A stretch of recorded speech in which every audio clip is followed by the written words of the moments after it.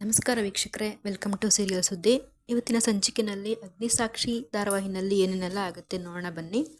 ಮೊದಲಿಗೆ ಶುರುವಿನಲ್ಲಿ ಸಾಕ್ಷಿ ಮತ್ತು ರಾಜು ಅವರು ಸಾಕ್ಷಿನ ಅಟ್ಯಾಕ್ ಮಾಡಿದ್ರಲ್ಲ, ಅಲ್ಲಿಂದ ಸ್ವಲ್ಪ ದೂರ ಬಂದು ನಿಂತಿರ್ತಾರೆ.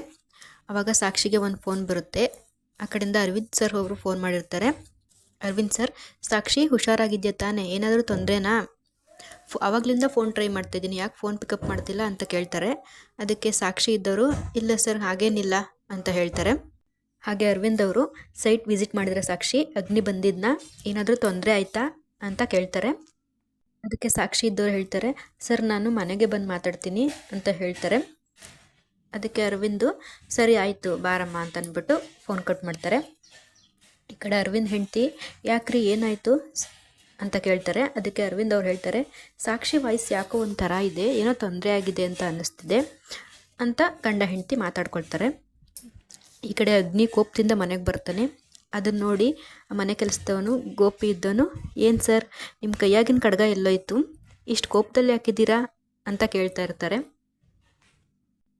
ಹಾಗೆ ನೀವು ಯಾರ ಜೊತೆನೂ ಜಗಳ ಮಾಡ್ಕೊಂಡು ಬಂದಿರೋ ಹಾಗೆ ಕಾಣ್ತಾ ಇದ್ದೀರಾ, ಇಷ್ಟು ಕೋಪದಲ್ಲಿದ್ದೀರಾ ಅಂತ ಕೇಳ್ತಾ ಇರ್ತಾನೆ. ಅಗ್ನಿಗೆ ತುಂಬ ಕೋಪ ಬಂದಿರುತ್ತೆ. ಅದಕ್ಕೋಸ್ಕರ ಅವನೇನು ಮಾತಾಡಲ್ಲ. ಅದೇ ಟೈಮಲ್ಲಿ ಅಗ್ನಿ ತಂಗಿ ಅದಿತಿ ಅವ್ರು ಬಂದು, ಯಾಕಣ್ಣ ಏನಾಯಿತು, ಯಾಕೆ ಹೀಗಿದೆಯಾ, ಇಷ್ಟು ಕೋಪದಲ್ಲಿದೆಯಾ ಅಂತ ಕೇಳ್ತಾರೆ. ಅದಕ್ಕೆ ಅಗ್ನಿ ಹೇಳ್ತಾರೆ, ಏನಿಲ್ಲ ನಾನು ಆಮೇಲೆ ಹೇಳ್ತೀನಿ ಎಲ್ಲ ನಿನಗೆ ಅಂತ ಅಂದ್ಬಿಟ್ಟು ಒಳಗಡೆ ಹೋಗ್ತಾರೆ. ಅದಕ್ಕೆ ಗೋಪಿ ಇದ್ದವ್ರು ಹೇಳ್ತಾರೆ, ಬಾಸ್ನ ನೋಡಿದ್ರೆ ಯಾರ ಜೊತೆನೂ ಹೊಡೆದಾಡ್ಕೊಂಡು ಬಂದಿರೋ ಥರ ಕಾಣ್ತಾ ಇದ್ದಾರೆ ಅಂತ ಹೇಳ್ತಾರೆ. ಅದಕ್ಕೆ ಅದಿತಿ ಇದ್ದವರು, ಸುಮ್ಮನಿರು ಗೋಪಿ ಅಣ್ಣ ಅಂತ ಹೇಳ್ತಾರೆ. ಈ ಕಡೆ ಅಗ್ನಿ ಕೋಪದಿಂದ ಬರ್ತಾನೆ. ಅದಕ್ಕೆ ಕಾರಣ ಏನಂತಂದರೆ, ಮನೀಷ ಈ ಕೆಲಸ ಮಾಡ್ತಿದ್ದಾನೆ ಅನ್ನೋದು ಅವ್ನು ಡೌಟ್ ಆಗಿರುತ್ತೆ. ಅದಕ್ಕೋಸ್ಕರ ಅವನು ಮನೀಷ್ ಹತ್ರ ಬಂದುಬಿಟ್ಟು ಕತ್ತನ ಪಟ್ಟಿ ಹಿಡ್ಕೊಂಡು, ಯಾಕೋ ಇಂಥ ಕೆಲಸ ಮಾಡಿದೆ ಅಂತ ಅಗ್ನಿಯವರು ಬೈತಾರೆ. ಅದಕ್ಕೆ ಮನೀಷ್ ಇದ್ದವರು, ಏನು ಬ್ರೋ ನನಗೇನು ಅರ್ಥ ಆಗ್ತಿಲ್ಲ, ಏನು ಅಂತ ಸರಿಯಾಗಿ ಹೇಳಿ ಅಂತ ಮನೀಷ್ ಕೇಳ್ತಾರೆ. ಅದಕ್ಕೆ ಅಗ್ನಿ ಇದ್ದವರು, ನಿನಗೇನು ಗೊತ್ತಿಲ್ವಾ, ಏನು ಕೆಲಸ ಮಾಡಿದೆ ಅಂತ ನಿನಗೆ ಗೊತ್ತಿಲ್ವಾ ಅಂತ ಬೈತಾ ಇರ್ತಾರೆ.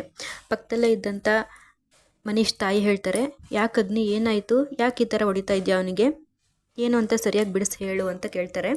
ಅದಕ್ಕೆ ಅಗ್ನಿ, ಇವನು ಯಾವ ಗನಂದಾರಿ ಕೆಲಸ ಮಾಡಿದ್ದಾನೆ ಅಂತ ಗೊತ್ತಾ ಚಿಕ್ಕಿ ನಿಮಗೆ ಅಂತ ಕೋಪದಿಂದ ಹೇಳ್ತಾ ಇರ್ತಾರೆ.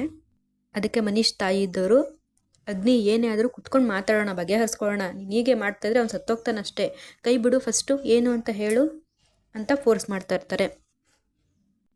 ಈ ಕಡೆ ಸಾಕ್ಷಿ ಕೂಡ ಕೋಪದಿಂದ, ಅಗ್ನಿನೇ ನನಗೆ ತೊಂದರೆ ಕೊಟ್ಟಿದ್ದು, ಈ ಥರ ಮಾಡೋದಕ್ಕೆ ಅವರೇ ಕಾರಣ ಅಂತ ಅಂದ್ಬಿಟ್ಟು ತುಂಬ ಕೋಪದಲ್ಲಿರ್ತಾರೆ. ಅವರು ರಾಜು ಜೊತೆ ಹೇಳ್ತಾ ಇರ್ತಾರೆ, ಇಷ್ಟು ದಿನ ಎದುರಿಗೆ ಕಿತ್ತಾಡ್ತಾ ಇದ್ವಿ, ಜಗಳ ಮಾಡ್ತಾ ಇದ್ವಿ, ಆದರೆ ಈಗ ಈ ಥರ ಈ ಚೀಪ್ ಟ್ರಿಕ್ಸ್ನೆಲ್ಲ ಯೂಸ್ ಮಾಡಿ ನನ್ನನ್ನು ಈ ಕೆಲಸದಿಂದ ತೆಗಿಬೇಕು ಅಂತ ನೋಡ್ತಿದ್ದಾರೆ. ನಾನಂತೂ ಯಾವುದೇ ಕಾರಣಕ್ಕೂ ಕೆಲಸ ಬಿಡೋದಿಲ್ಲ, ನಾನು ಎಷ್ಟು ಕಷ್ಟದಲ್ಲಿದ್ದಾಗ ಈ ಕೆಲಸ ಸಿಕ್ಕಿದೆ ಗೊತ್ತಾ ನನಗೆ, ನಾನು ಅವ್ರನ್ನ ಪ್ರಶ್ನೆ ಮಾಡೇ ಮಾಡ್ತೀನಿ ಅಂತ ಸಾಕ್ಷಿ ಹೇಳ್ಕೊತಾ ಇರ್ತಾರೆ. ಅದಕ್ಕೆ ರಾಜು ಅವರು ಇದ್ದವರು, ಯಾರನ್ನ ಪ್ರಶ್ನೆ ಮಾಡ್ತೀವಿ ಸಾಕ್ಷಿ, ಏನು ವಿಷಯ ಅಂತ ಕೇಳ್ತಾರೆ. ಅದಕ್ಕೆ ಸಾಕ್ಷಿ ಇದ್ದವರು, ಏನಿಲ್ಲ ಬಿಡಿ ಪರವಾಗಿಲ್ಲ ಅಂತ ಅಂದ್ಬಿಟ್ಟು ಸುಮ್ಮನಾಗ್ತಾರೆ. ರಾಜು ಅವರೇ ತುಂಬ ಥ್ಯಾಂಕ್ಸ್, ನೀವಿನ್ನು ಮನೆಗೆ ಹೋಗಿ ಅಂತ ಸಾಕ್ಷಿ ಹೇಳ್ತಾರೆ. ಅದಕ್ಕೆ ರಾಜು ಅವ್ರು ಹೇಳ್ತಾರೆ, ಇಲ್ಲ ಈಗ ಈ ಪರಿಸ್ಥಿತಿನಲ್ಲೇ ಬೇಡ, ನೀವು ರೆಸ್ಟ್ ಮಾಡಿ, ಆಮೇಲೆ ಇದನ್ನೆಲ್ಲ ನೋಡ್ಕೊಳ್ಳೋಣ ಅಂತ ರಾಜು ಹೇಳ್ತಾರೆ. ಅದಕ್ಕೆ ಸಾಕ್ಷಿ, ಇಲ್ಲ ರಾಜು ಅವರೇ ನಂಗೆ ತುಂಬ ಕೆಲಸ ಇದೆ, ನೀವು ಹೋಗಿ, ತುಂಬ ಥ್ಯಾಂಕ್ಸ್ ನಿಮಗೆ, ನನಗೆ ಸ್ವಲ್ಪ ಕೆಲಸ ಇದೆ ಅಂತ ಅಂದ್ಬಿಟ್ಟು ಆಟೋದಲ್ಲಿ ಹೋಗ್ತಾರೆ. ರಾಜು ಅವರು ನಾನು ಡ್ರಾಪ್ ಮಾಡ್ತೀನಿ ಅಂತ ಹೇಳಿದ್ರು, ಸಾಕ್ಷಿ ಕೇಳಲ್ಲ, ಪರವಾಗಿಲ್ಲ ನೀವು ಹೋಗಿ ಅಂದ್ಬಿಟ್ಟು ಆಟೋದಲ್ಲೇ ಹೋಗ್ತಾರೆ. ಈ ಕಡೆ ಅಗ್ನಿ ಹೇಳ್ತಾನೆ, ಇವನು ನನಗೆ ಇವತ್ತು 10:00 ಸೈಟ್ ವಿಸಿಟಿಂಗ್ ಹೋಗಿ ಅಂತ ಹೇಳ್ಬಿಟ್ಟು ಸಾಕ್ಷಿನ 10 ಗಂಟೆಗೆ ಬರೋಕ್ಕೆ ಹೇಳಿದ್ದಾನೆ. ಆಮೇಲೆ ಸಾಕ್ಷಿ ಮೇಲೆ ಅಟ್ಯಾಕ್ ಕೂಡ ಮಾಡಿಸಿದ್ದಾನೆ. ನಾನು ಸರಿಯಾದ ಟೈಮ್ಗೆ ಅಲ್ಲಿಗೆ ಹೋಗಿಲ್ಲ ಅಂತಂದರೆ ಇವತ್ತೆಂಥ ಕೆಲಸ ಆಗ್ತಿತ್ತು ಗೊತ್ತಾ ಚಿಕ್ಕಿ, ಇವನಿಂದಾನೇ ಆಗಿದ್ದು ಇದೆಲ್ಲ ಅಂತ ಬೈತಾ ಇರ್ತಾನೆ. ಅದಕ್ಕೆ ಮನೀಷ್ ಅಮ್ಮ ಇದ್ದವ್ರು ಹೇಳ್ತಾರೆ, ಯಾಕೆ ಅಗ್ನಿ ಈ ಥರ ಎಲ್ಲ ಮಾತಾಡ್ತಾ ಇದೆಯಾ, ಇದನ್ನ ಮನೀಷೇ ಮಾಡಿದ್ದು ಅನ್ನೋದಕ್ಕೆ ನಿನ್ನ ಹತ್ರ ಏನು ಸಾಕ್ಷಿ ಇದೆ, ಆ ಕಡೆಲ್ಲ ರೌಡಿಗಳು ಜಾಸ್ತಿ, ಜನಗಳು ಯಾರೂ ಓಡಾಡಲ್ಲ, ಆ ರೌಡಿಗಳೇ ಯಾಕೆ ಕೆಲಸ ಮಾಡಿರ್ಬೋದು ಅಂತ ಮನೀಷ್ ತಾಯಿ ಹೇಳ್ತಾ ಇರ್ತಾರೆ. ಈ ಕಡೆ ಸಾಕ್ಷಿ ಕೂಡ ಅಗ್ನಿಯವ್ರ ಮನೆಗೆ ಬರ್ತಾಳೆ. ಅದು ನೋಡ್ಬಿಟ್ಟು ಗೋಪಿ ಇದ್ದವರು, ಸಾಕ್ಷಿ ಮೇಡಮ್ ಬಿಸಿಲಲ್ಲಿ ಬಂದಿದ್ದೀರಾ, ಏನಾದರೂ ಜ್ಯೂಸ್ ಏನಾದರೂ ತೊಗೊತೀರಾ ಅಂತ ಕೇಳ್ತಾರೆ. ಅದಕ್ಕೆ ಸಾಕ್ಷಿ ಇದ್ದವರು, ಏನು ಬೇಡ ಅಣ್ಣ ಅಂತ ಸ್ವಲ್ಪ ಬೇಜಾರಿಂದ ಕೋಪದಿಂದ ಅನ್ನೋ ಥರ ಹೇಳ್ತಾಳೆ. ಆಗ ಅರವಿಂದ್ ಕೂಡ ಅಲ್ಲಿಗೆ ಬರ್ತಾರೆ. ಯಾಕೆ ಸಾಕ್ಷಿ ಒಂಥರ ಗಾಬರಿನಲ್ಲಿದೆಯಾ, ಏನಾಯಿತು ಅಂತ ಕೇಳ್ತಾರೆ. ಸಾಕ್ಷಿಯವರು, ಅದು ಸರ್ ನಾನು ಹೋಗಿದ್ದು ಕೆಲಸ ಆಗಿಲ್ಲ, ಅಲ್ಲಿ ಬೇರೆ ಏನೋ ನಡೀತು ಸರ್ ಅಂತ ಹೇಳ್ತಾ ಇರ್ತಾರೆ. ಅಗ್ನಿ ತಂಗಿ ಅದಿತಿ ಅವ್ರು ಕೂಡ ಬಂದ್ಬಿಟ್ಟು, ಯಾಕೆ ಸಾಕ್ಷಿಯವರೇ ಏನಾಯಿತು, ಕೂದಲೆಲ್ಲ ಯಾಕೆ ಈ ಥರ ಹರಡ್ಕೊಂಡಿದೆ, ಏನಾದ್ರು ತೊಂದರೆ ಆಯಿತಾ ಅಂತ ಕೇಳ್ತಾರೆ. ಈ ಕಡೆ ಅಗ್ನಿ, ಮನೀಶ್ಗೆ ಕೋಪದಿಂದ ಬೈತಾ ಹೇಳ್ತಾನೆ, ಮನೀಶ್ ಅವತ್ತು ನೀನು ಹೇಳಿದ್ದೆ ಅಲ್ವಾ ಎಲ್ಲ ನಾನು ನೋಡ್ಕೊತೀನಿ, ಚಿಟಿಕೆ ಹೊಡೆಯೋ ಅಷ್ಟರಲ್ಲಿ ಎಲ್ಲ ಕೆಲಸ ಮುಗಿಸ್ತೀನಿ ಅಂತ. ಅದೇ ಥರ ಈಗ ಚಿಟಿಕೆ ಹೊಡೆಯೋ ಅಷ್ಟರಲ್ಲಿ ನನಗೆ ಗೊತ್ತಾಗಬೇಕು ಸಾಕ್ಷಿ ಮೇಲೆ ಯಾರು ಅಟ್ಯಾಕ್ ಮಾಡಿಸಿದ್ದು ಅನ್ನೋದು, ಇಲ್ಲ ಅಂದರೆ ಅಷ್ಟೇ ನಿನ್ನ ಅಂತ ಸುಮ್ಮನೆ ಬಿಡಲ್ಲ ಅಂತ ಅಗ್ನಿ ಕೋಪದಿಂದ ಮನೀಶ್ಗೆ ಜೋರಾಗಿ ಬೈತಾನೆ.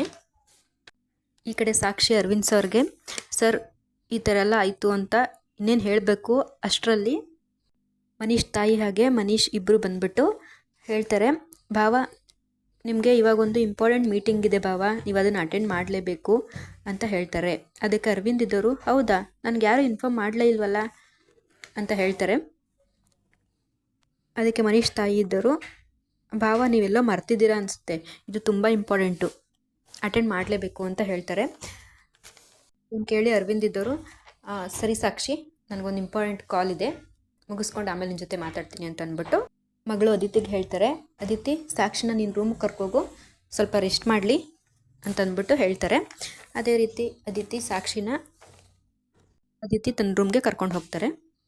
ಈ ಕಡೆ ಅಗ್ನಿಗೆ ಹೊಡೆದಾಟದಲ್ಲಿ ಸ್ವಲ್ಪ ಮೈನ್ ಕೈ ನೋವಾಗಿರುತ್ತಲ್ಲ, ಅದಕ್ಕೋಸ್ಕರ ಗೋಪಿನ ಕರೆದು ಮಸಾಜ್ ಮಾಡಿಸ್ಕೊತಾ ಇರ್ತಾನೆ. ಆವಾಗ ಮಸಾಜ್ ಮಾಡೋದಕ್ಕೆ ಅಂತ ಗೋಪಿ ಬಂದುಬಿಟ್ಟು ಅದು ಇದು ಅಂತ ತಮಾಷೆ ಮಾಡ್ತಾ ಇರ್ತಾನೆ.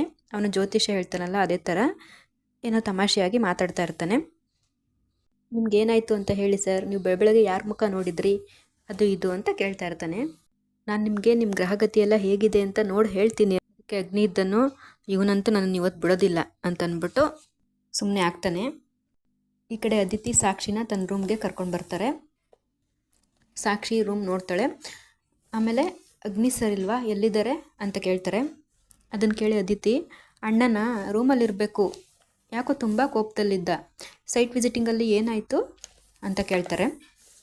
ಅದಕ್ಕೆ ಸಾಕ್ಷಿ, ಏನು ಕೋಪದಲ್ಲಿದ್ರಾ ಅಂತ ಮಾತಾಡ್ತಾ ಇರ್ತಾರೆ. ಅಷ್ಟರಲ್ಲಿ ಅದಿತಿಗೆ ಅವನ ಬಾಯ್ ಫ್ರೆಂಡಿಂದ ಕಾಲ್ ಬರುತ್ತೆ. ಅದಿತಿ ಫೋನ್ ರಿಸೀವ್ ಮಾಡಿ, ಯುವಿ ನಾನು ಆಮೇಲೆ ಕಾಲ್ ಮಾಡ್ತೀನಿ ಅಂತ ಹೇಳಿಬಿಟ್ಟು ಕಾಲ್ ಕಟ್ ಮಾಡ್ತಾರೆ.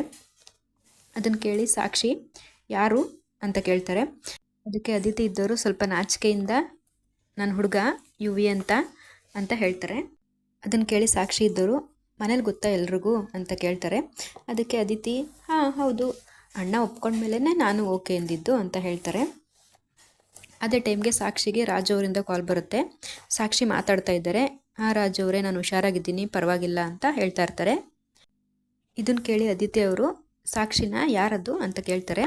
ಅದಕ್ಕೆ ಸಾಕ್ಷಿ, ನನ್ನ ಫ್ರೆಂಡ್ ಅಷ್ಟೇ ಅಂತ ಹೇಳ್ತಾರೆ. ಅದಕ್ಕೆ ಅದಿತಿ, ನಿಮಗೆ ಬಾಯ್ ಫ್ರೆಂಡ್ ಇಲ್ವಾ ಅಂತ ಕೇಳ್ತಾರೆ. ಅದಕ್ಕೆ ಸಾಕ್ಷಿ, ಅಯ್ಯೋ ಇಲ್ಲಪ್ಪ ಅಂತ ಹೇಳ್ತಾರೆ. ಆಮೇಲೆ ಅದಿತಿ ಇದ್ದವರು, ಅಯ್ಯೋ ನಾನು ಇಲ್ಲಿಗೆ ನಿಮ್ಮನ್ನು ಫ್ರೆಶ್ ಅಪ್ ಆಗಲಿ ಅಂತ ಕರ್ಕೊಂಡು ಬಂದಿದ್ದು, ಮರ್ತೇ ಬಿಟ್ಟೆ ನೋಡಿ, ತಗೊಳ್ಳಿ ಟವಲ್ ಅಂತ ಅಂದ್ಬಿಟ್ಟು ಸಾಕ್ಷಿನ ರೆಸ್ಟ್ ರೂಮ್ ಕಳಿಸ್ತಾರೆ. ಹಾಗೆ ಈ ಕಡೆ ಅದಿತಿ ತನ್ನ ಬಾಯ್ ಫ್ರೆಂಡ್ ಯುವಿ ಅವ್ರಿಗೆ ಕಾಲ್ ಮಾಡಿ ಖುಷಿಯಿಂದ ಮಾತಾಡ್ತಾ ಇರ್ತಾರೆ. ಇದಿಷ್ಟು ಇವತ್ತಿನ ಸಂಚಿಕೆ ವೀಕ್ಷಕರೇ. ಮುಂದೆ ಏನಾಗುತ್ತೆ ಅಂತ ನಾಳಿನ ಸಂಚಿಕೆಯಲ್ಲಿ ನೋಡೋಣ. ಸಾಕ್ಷಿಗೆ ಅಗ್ನಿ ತನ್ನ ಮೇಲೆ ಅಟ್ಯಾಕ್ ಮಾಡಿಸಿಲ್ಲ, ಅಗ್ನಿನೇ ತನ್ನ ಕಾಪಾಡೋದಕ್ಕೆ ಬಂದಿದ್ದು ಅಂತ ಗೊತ್ತಾಗುತ್ತಾ ಇಲ್ವಾ ನೋಡೋಣ. ವೆಯ್ಟ್ ಮಾಡ್ತಾ ಇರಿ ಮುಂದಿನ ಸಂಚಿಕೆಗೋಸ್ಕರ. ಹಾಗೆ ಇನ್ನೂ ಯಾರೆಲ್ಲ ನನ್ನ ಚಾನಲ್ನ ಸಬ್ಸ್ಕ್ರೈಬ್ ಮಾಡ್ಕೊಳ್ಳದೆ ನೋಡ್ತಾ ಇದ್ದೀರಾ, ಪ್ಲೀಸ್ ಸಬ್ಸ್ಕ್ರೈಬ್ ಮಾಡ್ಕೊಳ್ಳಿ. Thank you for watching.